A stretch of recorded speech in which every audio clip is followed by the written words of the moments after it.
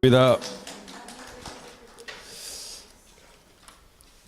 모의고사 문제 들고 오셨습니까? 들고 오신 분 죄송하지만 잠깐 손 한번 들어 주십시오. 예? 그러면 다음 주에 해야 되겠네. 예, 다음 주에 꼭 들고 오십시오. 예. 자, 오늘은 계약의 해제를 확인합니다.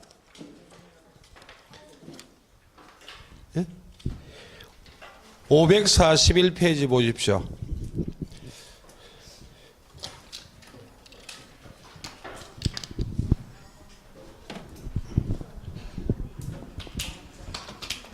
자, 계약의 해제는 세 단계로 이해를 하셔야 됩니다. 첫째는 해제권 발생. 해제권 발생의 논점은 해제권이 발생하기 위해서 최고를 요하는지 요하지 않는지, 그게 논점이에요. 두 번째는 해제권 행사입니다. 권리가 생겼다면 해제권을 행사해야만 계약이 해제가 돼요. 행사할 때는 어떻게 행사하는가, 그게 두 번째 논점이고, 세 번째는 계약이 해제가 된다면 어떤 효과가 생기는가 하는 세 단계로 나누어서 이해를 하시면 되겠습니다. 첫째는 해제권 발생입니다. 자, 이 해제권이란 권리가 크게 두 가지가 있어요.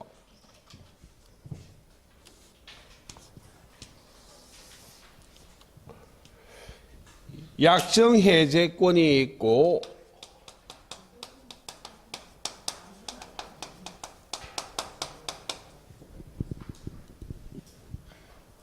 무슨 일 있습니까? 법정 해제권이 있습니다. 계약을 체결할 때 당사자 간에 일정한 사유가 발생하면 해제권이 발생하기로 약정할 수가 있다는 말입니다. 이 약정 해제권은 여러 가지가 있어요. 계약 자유의 원칙에 따라 원칙적으로 약정은 자유롭게 할 수 있기 때문에 약정 해제권의 대표적인 예가 나중에 매매할 때 배울 계약금 계약이 약정 해제권의 대표적인 예입니다. 예. 근데 이 계약금 계약이 약정 해제권의 대표적인 예지 계약금 계약만을 이야기하지는 않아요. 자, 법정 해제권, 법률 규정에 따라 해제권이 발생했다는 말입니다. 당사자 간에 일정한 사유가 발생하면 해제권이 발생하기로 약정한 적은 없지만 법률 규정에 따라 해제권이 발생한 것이 법정 해제권입니다. 우리 시험에 중요한 것은 이 법정 해제권이 중요해요. 그때 약정 해제권이든 법정 해제권이든 둘 다 해해 웃는데 해입니다. 해. 상대방 있는 단독행위예요. 단독행위이기 때문에 계약과는 구별해야죠. 예, 계약과는 구별해야 되기 때문에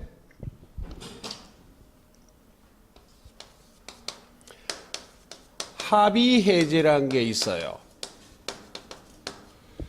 합의 해제란 말은 해제를 합의하였다. 합의, 계약, 약정 같은 말이에요. 합의 해제는 해제 계약을 말한다고. 계약을 체결한 후 당사자가 또다시 그 계약을 해제하는 것을 계약할 수 있어요. 그럼 약정 해제권이든 법정 해제권이든 단독행위이기 때문에 죄송합니다. 합의 해제, 즉 해제 계약과는 같다, 다르다, 달라요. 합의 해제는 약정 해제권, 법정 해제권과 구별이 됩니다. 상대방 있는 단독 행위는 거의 대부분이 형성권입니다. 그럼 법률 규정에 따라 해제권이 발생하든지 당사자 간에 일정한 사유가 발생하면 해제권이 발생하기로 약정했든지 이 권리를 행사할 때는 당사자의 일방적 의사표시만으로 그 법률 효과가 발생하는 것이지 상대방의 동의 승낙은 필요 없어요. 예. 까지 구별하시고, 그럼 법정 해제권을 중심으로 이해를 해야 되는데 법정 해제권이 왜 발생했는가 하는 그 발생 원인이 채무 불이행입니다.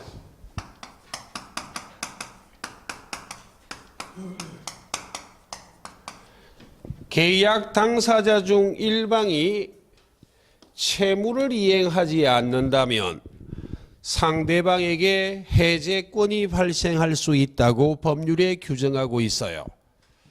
그때 법정 해제권 발생 원인으로 채무 불이행을 민법은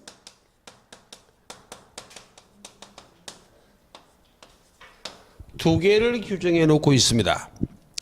근데 채무 불이행이 두 개뿐이란 이야기가 아니고 민법에는 몇 개만 규정하고 있다, 두 개만 규정하고 있다, 그런 이야기입니다.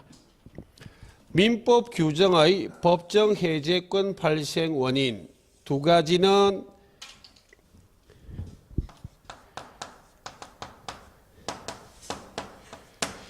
이행불능이 있고 이행지체가 있어요. 이행불능이란 이야기는 채무를 이행하는 것이 불가능해서 채무를 이행하지 않은 것이고, 이행지체는 채무를 이행하는 것이 가능한데도 지체 게을리하고 있다는 말입니다. 법률 규정은 이 둘로 나누고 있지만 이해할 때는 지체를 중심으로 이해를 하시면 됩니다. 불능은 지체와 차이점만 이해를 하시면 돼요.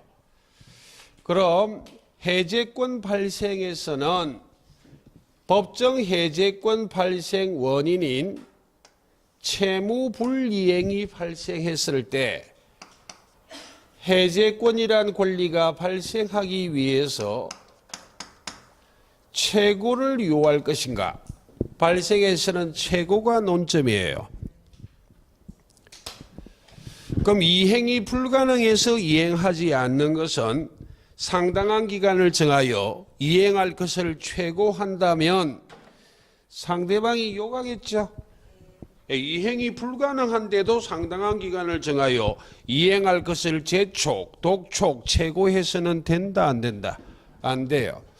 이행불능은 최고할 필요 없이 곧바로 해제권이 발생하는 겁니다. 그런데 이행지체는 할 수 있는데도 게을리하고 있기 때문에 원칙은 최고를 해야만 해요. 근데 이행지체의 경우에도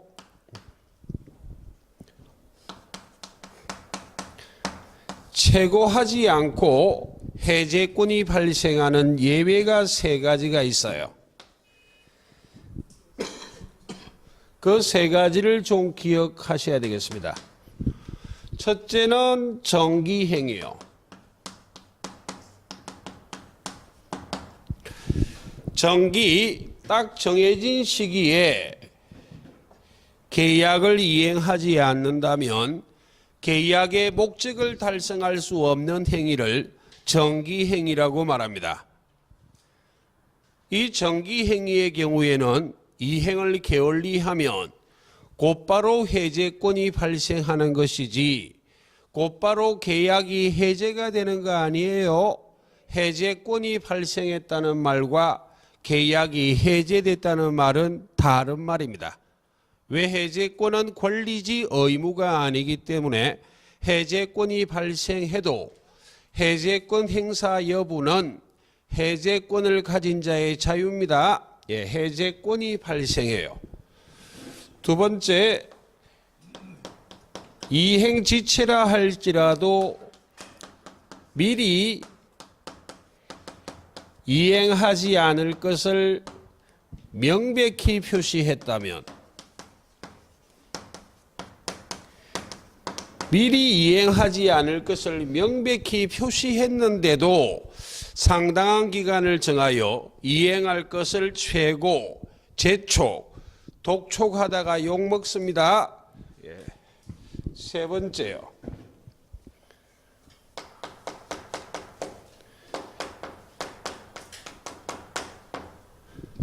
특약이 있다면 계약을 체결할 때 일정한 사유가 발생하면 최고하지 않고 법정 해제권이 발생하는 것을 약정했다면 이 특약 사유가 발생하면 곧바로 해제권 발생합니다. 예.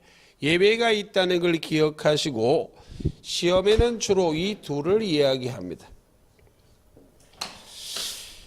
자, 그 다음 민법 규정이 아닌 채무 불이행도 있습니다. 민법 규정이 아닌 채무 불이행은 적지는 않겠습니다. 두 차례 적었기 때문에. 예, 불완전 이행이 있어요. 완전 이행하지 않았기 때문에 채무 이행은 완전 이행을 해야 채무 이행입니다. 완전하지 않는 이행은 채무 불이행의 일종이에요. 불완전 이행은 추환이 가능하다면, 추후에 보완하여 완전 이행이 가능하다면, 추완이 가능하다면 최고하지만 추완이 불가능하다면 최고하지 않아요. 채권자 지체, 수령 지체도 채권자가 받는 것을 게을리하고 있기 때문에, 수령할 수 있는데도 게을리하고 있기 때문에 채권자 지체, 즉 수령 지체도 이행 지체처럼 최고해야만 합니다. 그리고 현재 대부분 판례는 사정 변경을 이유로 계약 해제할 수 있다가 판례예요. 판례의 입장이 변경된 겁니다. 사정 변경을 이유로 계약 해제할 때는 최고하지 않습니다. 그리고 주된 채무를 이행하지 않은 것이 채무 불이행이지, 부수적 채무를 이행하지 않는 것은 계약 해제권이 발생하기 위한 채무 불이행 아닙니다. 원칙적으로 주된 채무를 이행하지 않은 것이 채무 불이행이에요. 그럼 부수적 채무를 이행하지 않았다고 채무 불이행을 원인으로 계약 해제는 할 수 있다 없다? 없어요. 그럼 부수적 채무를 이행하지 않음으로 인하여 손해를 입었다면 손해배상 청구할 수 있을 뿐이지 원칙적으로 계약 해제는 하지 못합니다. 지금 원칙에 따라 설명하고 있어요. 왜 원칙이냐? 계약법은 일정 규정을 제외하고는 전부가 임의 규정이에요. 계약 자유의 원칙이 지배되기 때문에 예외로 들어가면 엄청 많을 수도 있어요. 우리 시험은 예외까지 세밀하게 묻지는 않습니다. 자, 여기까지가 해제권 발생에 관계된 사항입니다. 그럼 해제권이 발생했다면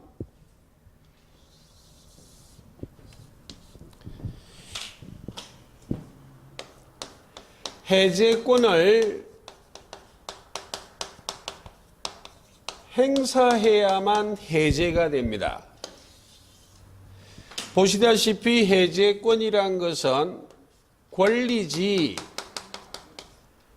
의무가 아니기 때문에 해제권을 가진 자는 해제권을 행사하고 말고는 자유롭게 선택할 수 있습니다.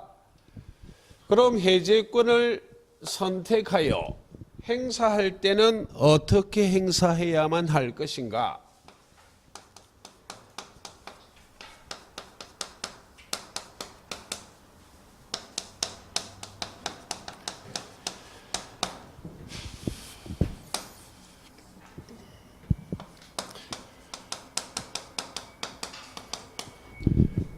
해제권자나 그 상대방이 수인일 때 어떻게 해제권을 행사해야만 할 것인가 라는 걸 이해를 하셔야 되겠습니다. 그럼 가령 갑을병이 공유하는 토지를 정과 매매 계약 등을 했어요. 그럼 제가 예를 드는 구조는 갑을병이 매도인, 정이 매수인. 그럼 만약 이 매수인 정이 채무를 이행하지 않는다면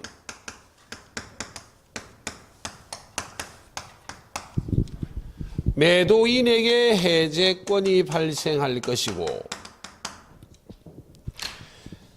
만약 매도인이 채무를 이행하지 않는다면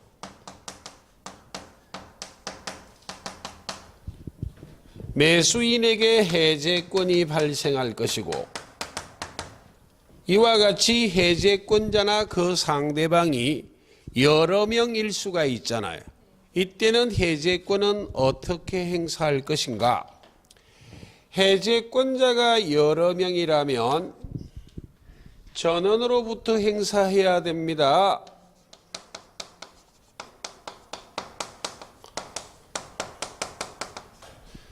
상대방이 여러 명이라면 전원에 대하여 행사해야만 해요. 그래서 해제권 행사의 불가분성, 전원으로부터 또는 전원에 대하여 행사해야만 한다. 그런데 동시에 행사할 필요는 있을까요? 동시에 행사할 필요는 없어요. 이게 행사의 불가분성입니다. 그럼 동시에 행사할 필요가 없다는 말은 갑은 오늘, 을은 내일, 병은 모레 행사해도 된다고. 그럼 계약은 모레 전원으로부터 행사한 꼴이기 때문에 해제가 된다. 그런 논리입니다. 상대방이 여러 명이라도 마찬가지예요. 전원에 대하여 행사해야만 계약이 해제되는 것이다. 라는 걸 이해를 하시고, 그럼 소멸의 불가분성은 행사의 불가분성하고 똑같아요. 자, 한쪽만 예를 든다면 해제권자가 여러 명이라면 전원으로부터 행사해야만 하기 때문에 해제권자 중 1인이 상대방에 대하여 해제권이 소멸해 버렸다면 전원으로부터 해제권을 행사할 방법이 있다 없다? 없잖아요. 그러니까 다른 해제권자의 해제권도 소멸할 수밖에 없어요. 이 논리도 마찬가지예요. 해제권자 1인에 대하여 상대방 1인에 대하여 해제권이 소멸해 버렸다면 전원에 대하여 행사할 방법이 있다 없다? 없기 때문에 다른 상대방에 대해서도 해제권은 행사한다 못한다? 못해요. 행사의 불가분성의 논리를 이해하고 있다면 소멸의 불가분성도 저절로 알 수 있습니다. 행사를 좀 기억하라는 말입니다. 전원으로부터 또는 전원에 대하여 행사해야만 한다. 그 다음 제일 중요한 것은 해제의 효과입니다. 자, 이렇게 해제권을 행사했다면 어떤 효과가 발생할 것인가 하는 해제의 효과입니다.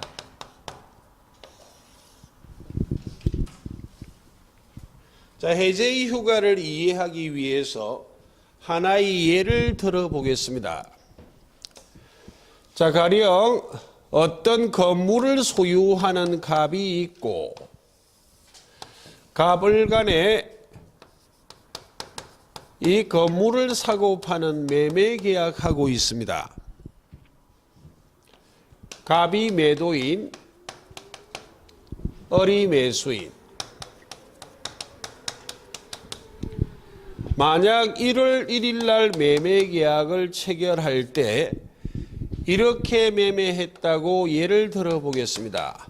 계약을 체결할 당시 계약금 10%를 지불하였고 차후 중도금을 지급함과 동시에 소유권 이전 등기해 주기로 하고 차후 잔금을 지급하기로 이렇게 매매했다고 예를 들어 보겠습니다. 다소 이례적이지만 계약 자유의 원칙이기 때문에 이렇게 매매할 수도 있습니다. 예. 일방을 채무 불이행을 만들기 위해서 다소 이례적인 매매를 하나 예를 들었을 뿐이에요. 극히 이례적인 내용은 아닙니다. 빈번하지는 않아도 제법 이렇게 매매하는 경우가 있을 수도 있어요.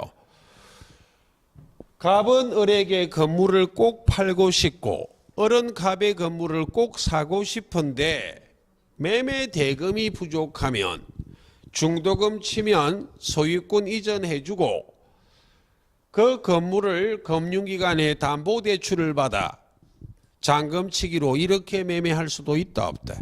있어요. 그럼 3월 1일이 도래했어요. 3월 1일 현재는 계약금 지급했고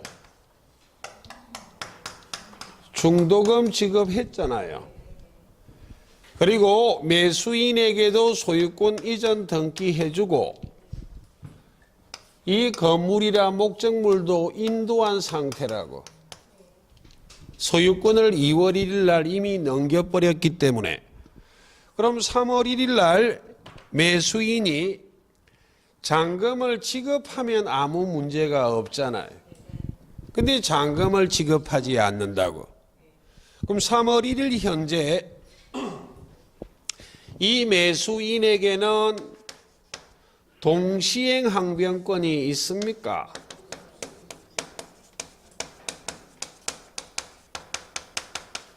이와 같이 매매했다면 3월 1일 현재 매수인은 동시행 항변권이 없어요. 매도인은 이미 자기 채무를 다 이행한 상태라 동시에 이행할 게 없다고. 동시이행 항변권만 존재만 한다면 이행기 변제기에 채무를 변제하지 않아도 채무 불이행 즉 이행지체가 아닐 것이나 동시행 항변권이 없기 때문에 잔금을 지급하지 않는 것은 무엇이다? 채무 불이행이다.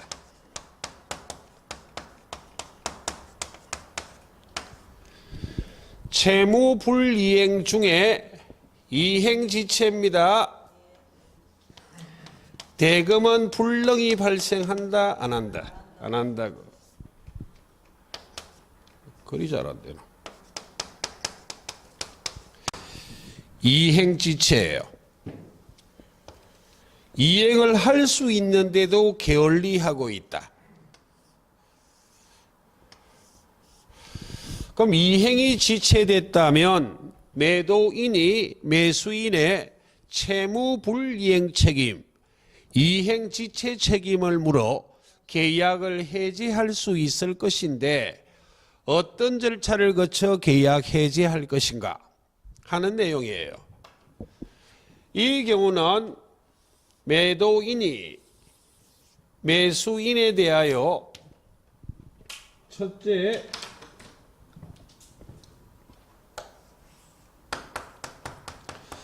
이행지체는 원칙적으로 채굴을 해야 됩니다. 상당한 기간을 정하여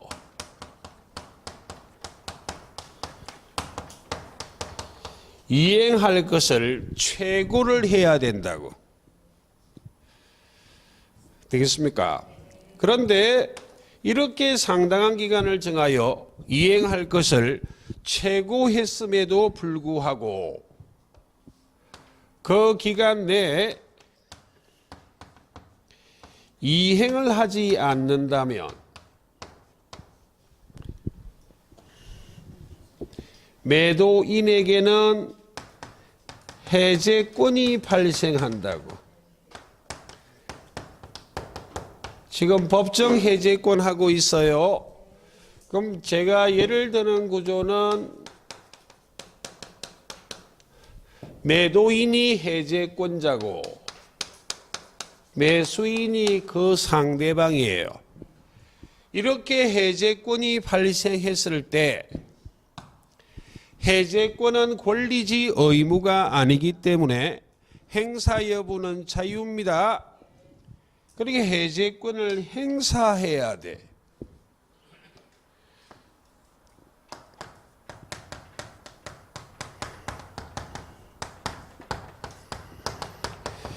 해제권을 행사한다는 말이 상대방 있는 단독행위예요. 상대방 있는 단독행위는 그 의사표시의 효력이 발생하기 위해서 해제하겠다는 의사표시가 상대방에게 도달을 해야 된다고. 그 말이 해제하겠습니다라는 의사표시해야 됩니다. 그리고 이 의사표시가 상대방에게 도달을 시키는 것이 해제권 행사예요. 이렇게 해제권을 행사하면 계약이 해제가 된다고.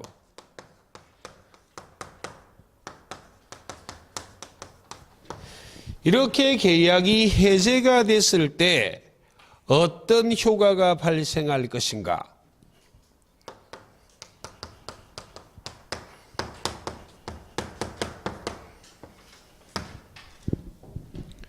라는 논리입니다.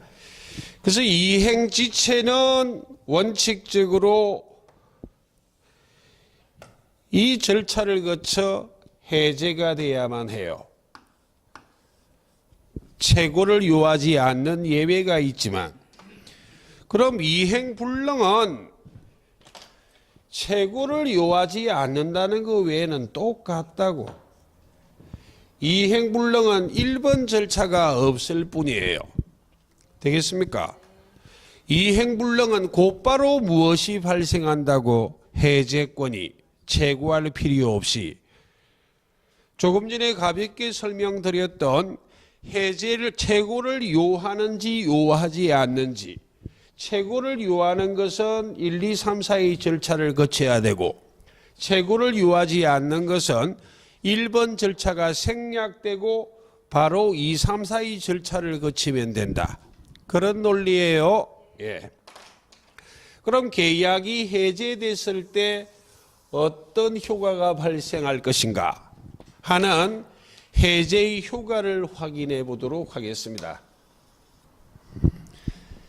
자, 계약이 해제가 되면 그 계약은 소급하여 무효가 된다고.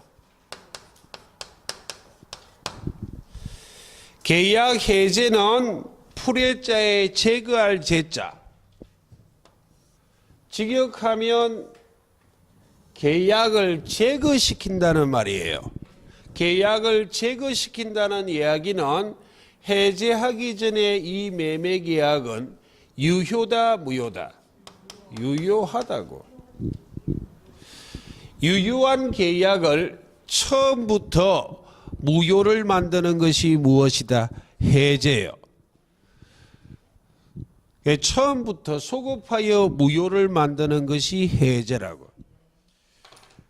그럼 계약이 무효가 됐기 때문에 이행하기 전에는 이행할 필요 없어요. 되겠습니까? 아직 이행 안 한 것은 이행할 필요 있다 없다? 없기 때문에 지금 매수인은 잔금을 지급했다 안 했다? 안 했잖아. 이제는 잔금은 지급한다 안 한다? 안 한다고. 그럼 이미 이행한 것은 어떻게 할 것인가? 이게 바로 해제의 효과의 핵이에요. 무효가 됐는데 이미 이행한 것을 어떻게 할 것인가?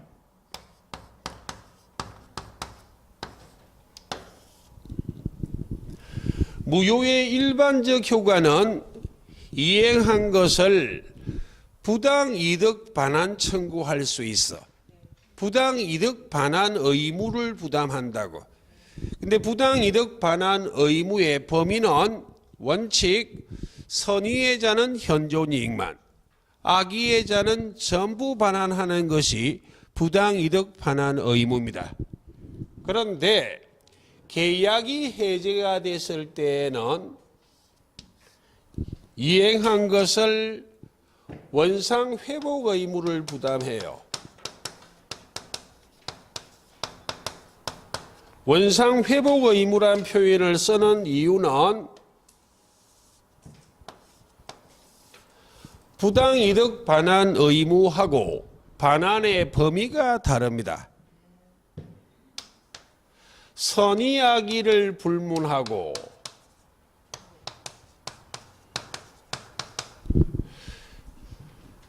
이익의 현존 여부를 불문하고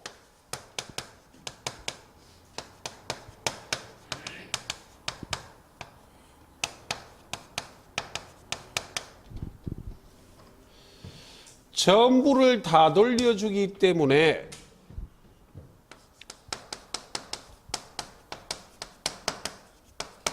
부당이득 반환 의무란 표현을 쓰지 않아요. 대표적인 예로 선의예자도 어떻게 돌려줘야만 한다? 전부요. 부당이득 반환 의무는 선의예자는 현존 이익만을 반환하잖아. 반환의 범위가 같다 다르다? 달라. 전부를 돌려준다고 용어를 만들 때 무엇이라 만들었다고? 원상태로 회복한다. 이 용어 자체에 전부 반환한다는 의미가 담겨 있어요. 그러니까 결국 원상 회복 의무는 부당이득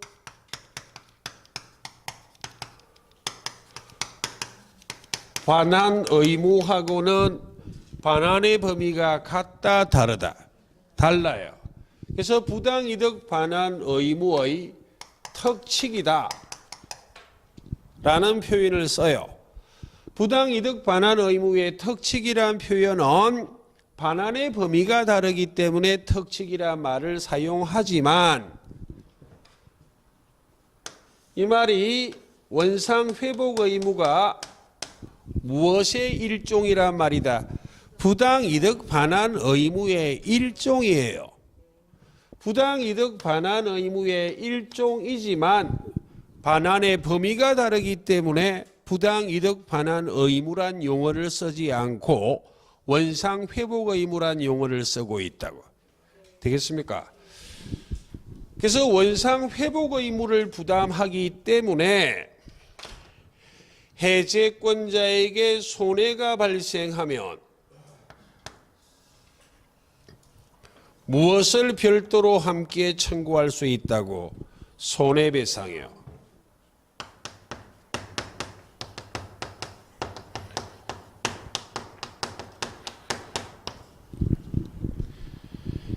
자, 원칙적으로 부당이득 반환 의무는 선악에 따라 반환의 범위가 다르기 때문에 손해배상은 청구한다 못한다? 이런 말이 어려워요.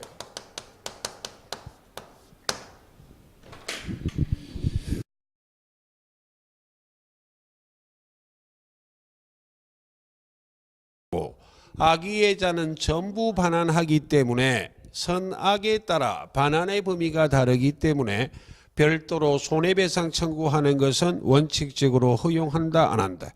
안 한다고. 근데 계약의 해제는 일방의 채무 불이행 때문에 계약을 해제했는데도 전부를 다 돌려줘야 된다고. 그러니까 해제권자에게 손해가 생길 수도 있다 없다? 있잖아. 그러니까 원상회복 의무를 부담할 때 해제권자에게 손해가 발생했다면 무엇을 별도로 함께 청구할 수 있어? 손해배상 청구를. 그 말입니다. 이때 손해배상의 범위는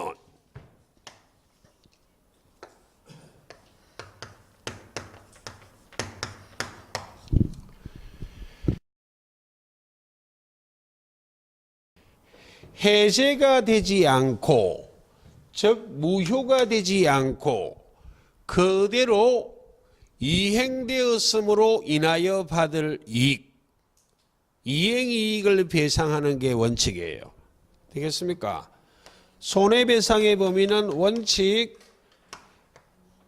이행이익을 배상하는 게 원칙이에요.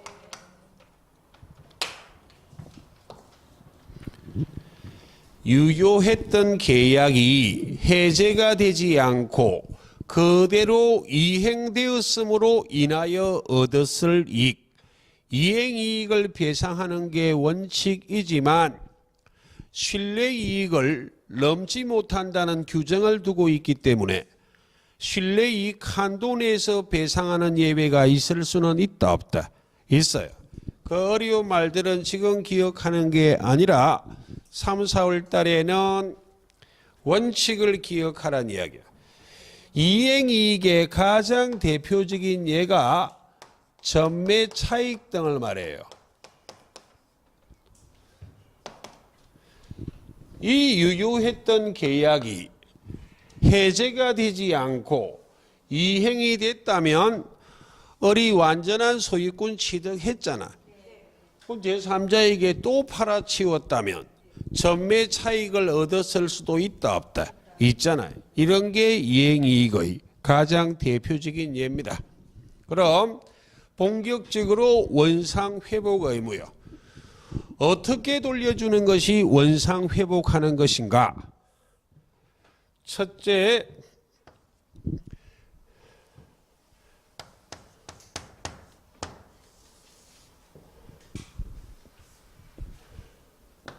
매도인부터 해보자고요.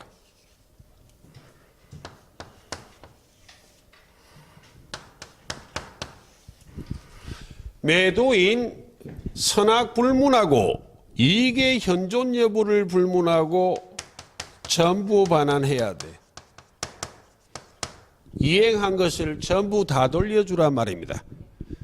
그럼 지금 제가 예를 드는 거 뭘 다 돌려주란 말이다? 계약금, 중도금이요. 전부 반환한다는 말이 계약금, 중도금 반환하라 이 말입니다.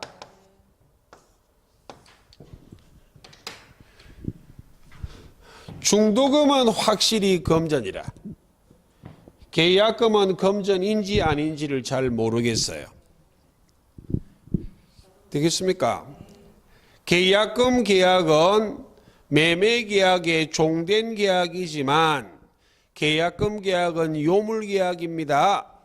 매매대금은 반드시 금전이어야만 하지만 계약금은 금전일 수도 있고 금전이 아닌 유가물, 물건일 수도 있다 없다?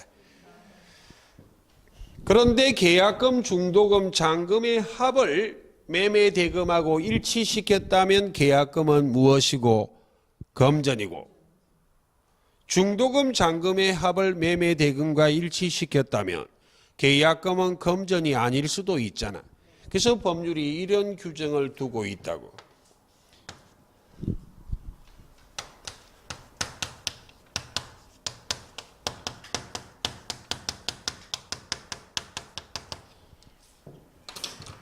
이런 규정이 왜 있는지를 이해를 하라는 말이에요.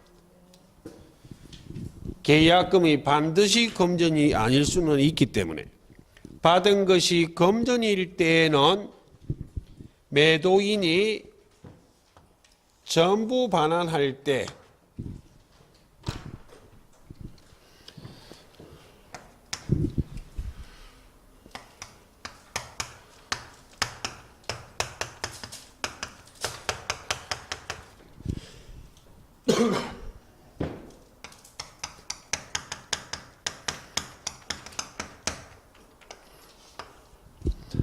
받은 날로부터 무엇을 가산하여 돌려주라고 돼 있다고? 이자를.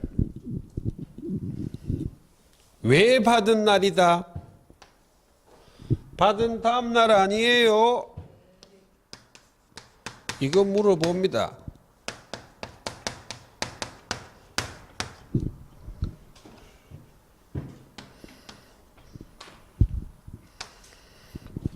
왜 받은 날인가? 이 이자가 지연 이자 아니에요. 지연 이자라면 받은 다음 날로부터 기산할 것이나 지연 이자가 아니라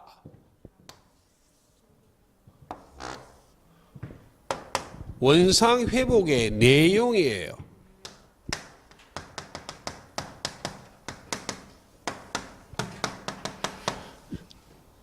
원상 회복의 내용이기 때문에 받은 것이 금전일 때 이자를 가산하여 반환해야 되는데 언제부터 이자를 가산하는 것이다?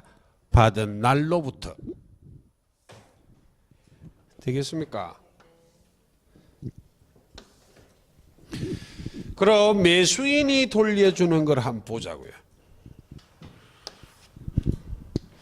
매수인이 돌려주는 것은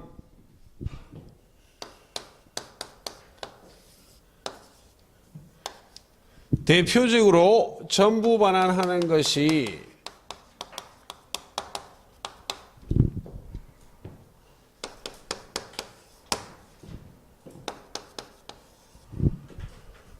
건물 돌려줘야 되잖아요.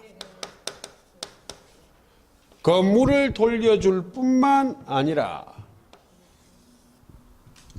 무엇까지 돌려줘야 된다고? 계약이 해제가 되고 매수인이 목적물을 반환할 때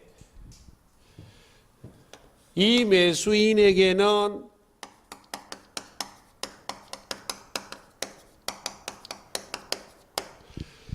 선의점유자의 과실 취득권에 관한 규정은 적용한다, 안 한다?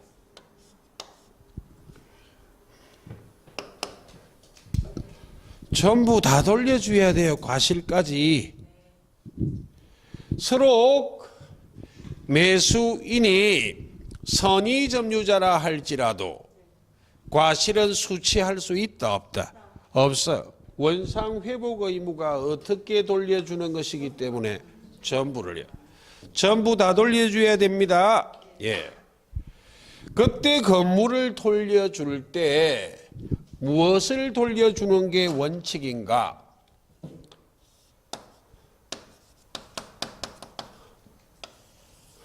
원물 반환이 원칙이에요. 원물이란 말이 원래 물건 돌려주는 거라. 원래 그 건물 돌려주는 게 원칙이에요. 그런데 예외적으로 가액을 반환하는 예외가 있어. 가액이란 말과 가격이란 말은 같은 말이에요. 이 가격을 반환하기 위해서는 매수인에게 귀책 사유가 있어야만 합니다.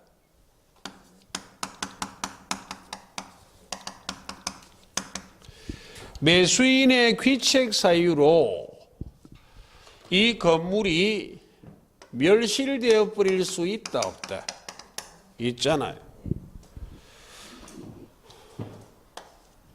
매수인의 귀책 사유로 목적물이 멸실됐다면, 건물이 멸실됐다면 원물을 돌려줄 방법이 있다, 없다? 없어. 그때는 그 가격을 반환하는 것인데 이 가액은 매매할 당시의 가액을 반환할 것인지 해지할 당시의 가액을 반환할 것인지. 가령 예를 든다면 매매할 때는 3억짜리였었어요.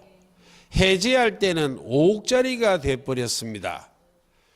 그럼 매도인의 책임 있는 사유로 건물이 멸실이 되지 않았다면 3억짜리가 돌아간다, 5억짜리가 돌아간다. 그러니까 매매할 당시 가액이다, 해지할 당시의 가액이다. 해지할 당시에. 해지할 당시의 가액을 반환합니다.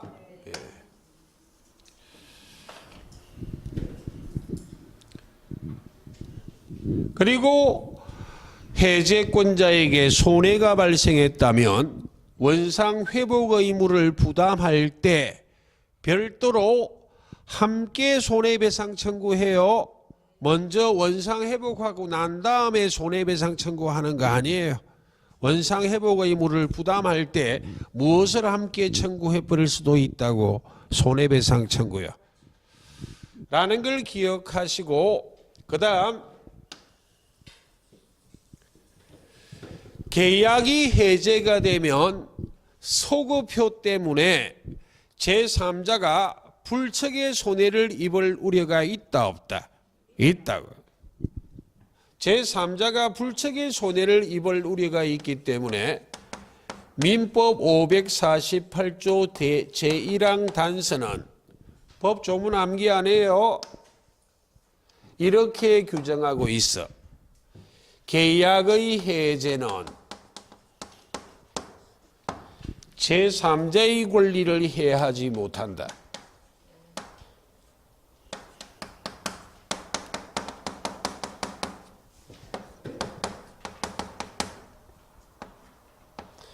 제3자의 권리를 해하지 못한다 라고 규정하고 있지, 계약의 해제는 선의의 제3자에게 대항하지 못한다 라고 규정하고 있지는 않아요. 그 말은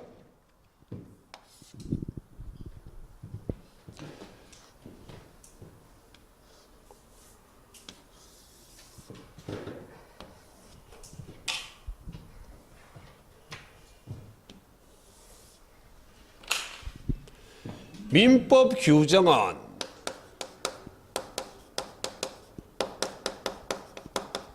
(548조) 제1항 단서인데 조문 필요 없기 때문에 민법 규정이라 적었습니다.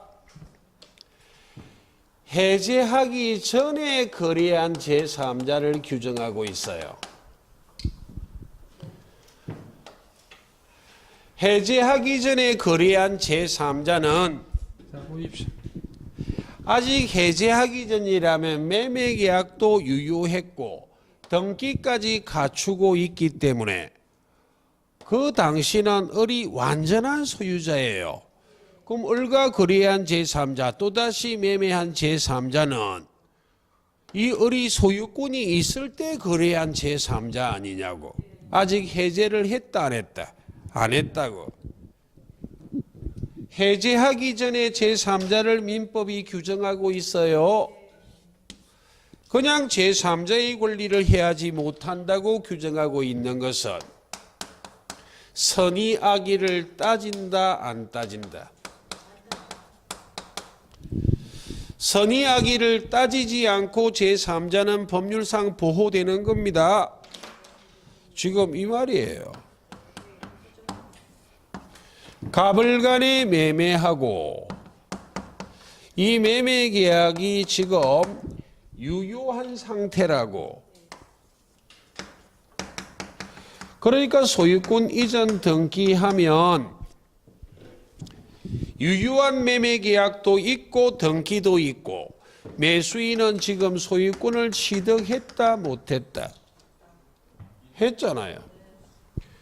근데 또다시 이 상태에서 병과 매매 계약 등을 하고 이번에는 을이 매도인, 병이 매수인. 갑을 간의 계약에 대해서는 병은 무엇에 불과하다? 이 제3자요. 또다시 소유권 이전 등기하면 이 제3자는 권리를 가진 자로부터 권리를 이전받고 있기 때문에 권리를 취득하는데 문제 있다 없다? 없어요. 이 등기의 공신력을 인정 안 해도 이미 권리를 가진 자로부터 권리를 이전받는 자는 권리 취득한다 못한다? 한다니까요. 근데 이 상태에서 갑을간의 매매계약의 매수인이 잔금을 지급하지 않아 이행지체요. 이런 절차를 거쳐 계약이 해제가 돼버리면, 매도인이 계약을 해제해버리면 이 계약이 소급하여 무효가 돼버린다고. 소급하여 무효가 되기 때문에 애초부터 권리를 취득한 적이 없는 자로 취급해요. 아이고 복잡해라.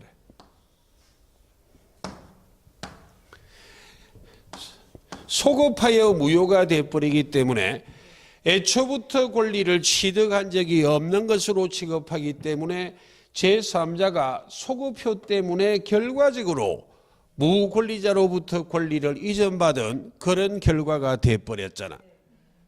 계약의 해제, 소급효 때문에 이 규정을 두고 있다고.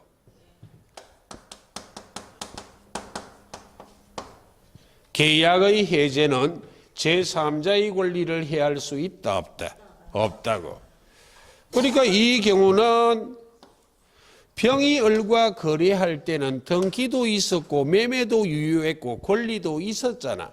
그러니까 제3자는 선의만 보호한다, 악의도 보호한다. 선악을 따진다 안 따진다? 안 따져요. 이 규정을 판례가 확대 해석하고 있다는 거 아니냐고. 판례가 확대 해석하는데 해제 후 이미 해제는 했어요. 아직 말소 등기하기 전이요. 해제는 했지만 말소 등기 안 하고 있을 수도 있죠. 이미 해제는 해버렸어.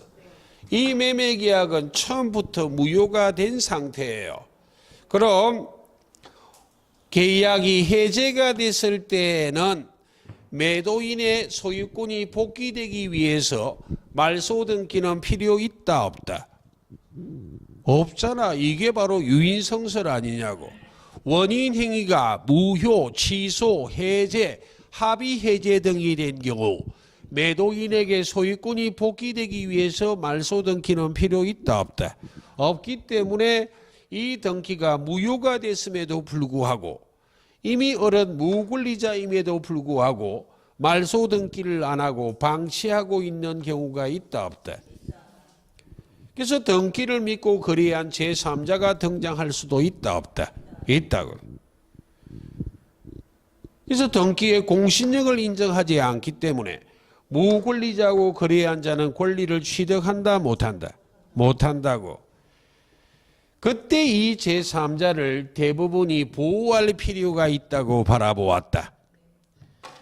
해제 후 말소 등기하기 전에 거래한 제3자는 무엇일 때에만 보호하겠다고? 이해하셨습니까? 예. 민법 규정은 선악불문하고 제3자를 보호한다고 규정하고 있는데 이 보호되는 제3자는 해제로부터 보호되는 제3자는 언제 거래한 자를 말해? 해제하기 전에. 판례가 제3자를 선의만 보호한다는 것은 언제 거래한 자를 말해? 이미 해제는 했지만 말소 등기하기 전에 거래한 제3자. 아이고 어려워라. 되겠습니까? 예. 여기까지가 3, 4월이에요. 도대체 구체적으로 어떤 자가 제3자에 해당하고 해당하지 않는지는 어려워요. 5, 6월 달용이에요. 다음 순환 때 또다시 설명하고 거기까지 설명드릴 거예요. 되겠죠? 예. 오늘은 3, 4월 강의입니다. 예. 자, 그럼 첫째 시간은 계약 해제를 했었고 둘째 시간은 뒤로 넘어가 계약법 강론의 매매를 확인할 거예요. 예, 잠깐만 쉬겠습니다.